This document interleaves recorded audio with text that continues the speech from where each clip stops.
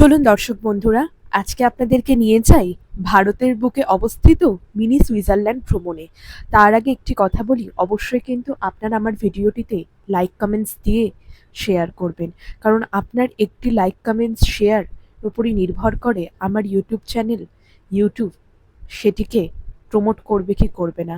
অনেক কষ্ট করে ভিডিও বানাই আপনাদের জন্য, তো দয়া করে একটু লাইক কমেন্টস দিয়ে আমাকে একটু সাহায্য করুন এবং আমার পাশে থাকুন। চলুন শুরু করি তাহলে আজকের মিনি সুইজারল্যান্ডের trip blog. Hello everyone, good morning.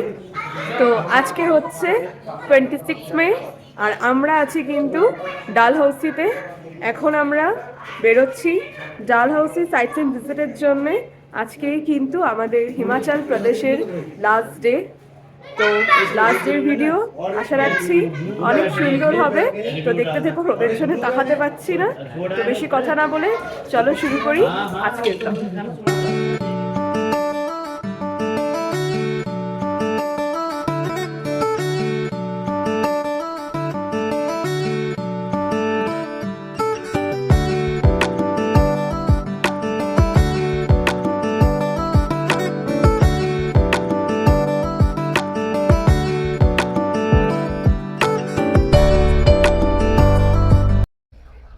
তো আমরা সবাই ডালহৌসি থেকে গাড়ি নিয়ে রওনা দিয়েছি আজকের আমাদের সাইট সিন ভিজিট করার জন্য। তো আমরা কিন্তু এখন প্রথমেই যাচ্ছি আমাদের একটা খুব দারুণ স্পেশাল ডেস্টিনেশন। আমরা কিন্তু যাচ্ছি এখন খাইজারে। তো সেখানে কি আছে বা না আছে সেটা কিন্তু সারপ্রাইজ থাকুক, তোমাদের ওখানে গিয়ে দেখাবো। এখানকার রাস্তাঘাট ভীষণ সুন্দর, তাই না বলো বাবা?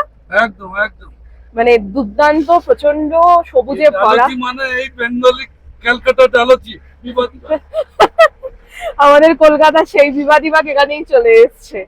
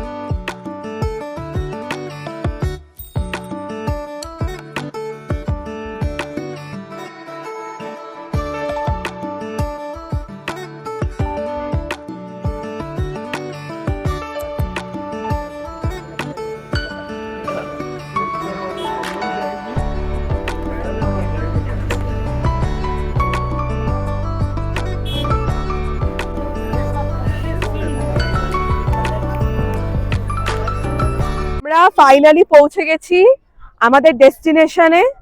এখন কিন্তু আমরা আছি খাজিয়ারের মিনি সুইজারল্যান্ডে। অসাধারণ এখানকার ভিউ, দারুণ লাগছে, সবটা মিলিয়ে কিন্তু দুর্দান্ত। একটু মানে রোদ প্রচন্ড, একটু হালকা একটু গরম গরম আছে, কিন্তু এখানকার যা ভিউ মানে যে কোনো বিদেশ ফেল করে দেবে। মানে অসাধারণ জায়গা। তোমরা যদি হিমাচল প্রদেশ আসো, ডালহৌসি ট্যুর করলে অবশ্যই কিন্তু তোমরা এই প্লেসটায় আসবে, নাহলে কিন্তু তোমরা ভীষণ রকম ভাবে এটা মিস করবে।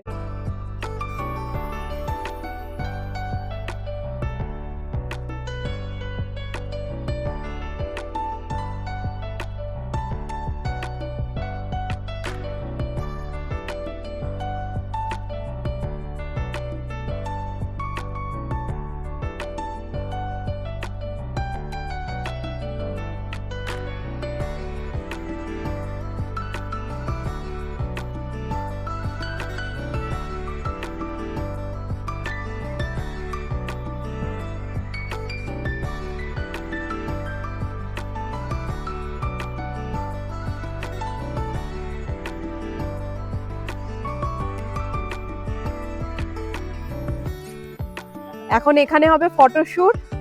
এই যে আমাদের এই যে হিমাচল প্রদেশের মডেল তৈরি হয়ে গেছে, আর এদিকে জেন্টস মডেল এই যে তৈরি হচ্ছে। ও কেমন লাগছে বাবা মা? এত সুন্দর জায়গায়, আরে দাঁড়া, কথা মনে পড়ছে তো আর।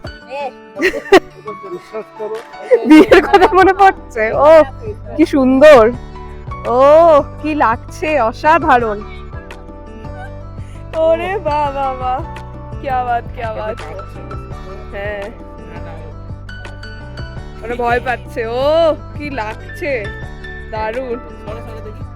पहाड़ी लड़का और लड़की जब दोनों का आंख मिले, तौबा तौबा, तब ऐसे ही होता है रे, सुभान अल्लाह। খরগোশ মাথার উপরে উঠে গেছে ঝুড়ির থেকে, এই যে পেছনে খরগোশটা রয়েছে, যে এগুলো তো সবারই ছোট ভাইয়ের বুদ্ধি, অসাধারণ। আপনারাও কিন্তু আসলে এই জিনিসগুলো করতে পারেন, খুব এনজয় করবেন এই এনভায়রনমেন্টের সাথে। এভাবে ফটোশুট করা, খরগোশ নিয়ে এরকম ড্রেস পরে দারুণ লাগবে কিন্তু সব মিলিয়ে। ভীষণ ভালো লাগছে। ফটোশুট করলাম আমরা, ফটোশুট করে এখন একটু ছায়া যাচ্ছি বসার জন্য, যেহেতু এখানে প্রচুর রোদ। এখন একটু গরম লাগছে, অনেকক্ষণ ধরেই আছি যেহেতু, কিন্তু সেরকম গরম নয়। তো একটুখানি রোদে যাই, একটু বিশ্রাম নিই। এখানে স্পেসিফিক্যালি আপনাদের যদি কিছু করার থাকে, এখানকার সিনারির জন্য ফটো তোলা, এটাই হচ্ছে এই জায়গার আসল আকর্ষণ। আর কিছু কিছু খাবার দাবার রয়েছে, কিছু স্টল রয়েছে, দোকানপাট রয়েছে। প্যারাগ্লাইডিংও করছে আরেকটা পয়েন্ট থেকে এইখানেরই, সেটাও করতে পারেন। এখানে এসে আপনারা খাওয়া দাওয়া করতে পারেন একদম। কিন্তু রোদটা খুব, আমার বেশি একটু কড়া রোদ লাগছে, ওই জন্য একটু ছায়া গিয়ে একটু রেস্ট করি আছে।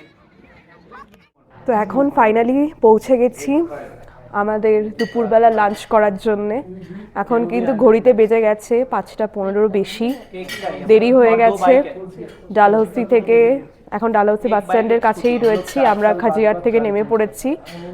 তো দেখতে দেখতে ট্রিপ প্রায় একদম শেষের মুখে, আর কিছুক্ষণ পরেই আমাদের বাস, তারপরে আবার আমাদের ডেস্টিনেশন চেঞ্জ হয়ে যাবে।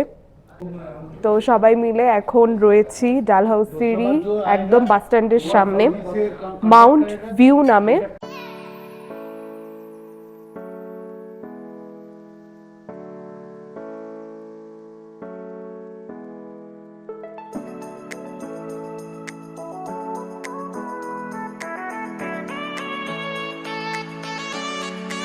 হোটেল থেকে খাওয়া দাওয়া করে বেরিয়ে পড়েছি, আর এখন বসে রয়েছি ডালহৌসি বাস স্টপে, ওয়েট করছি বাসের জন্যে।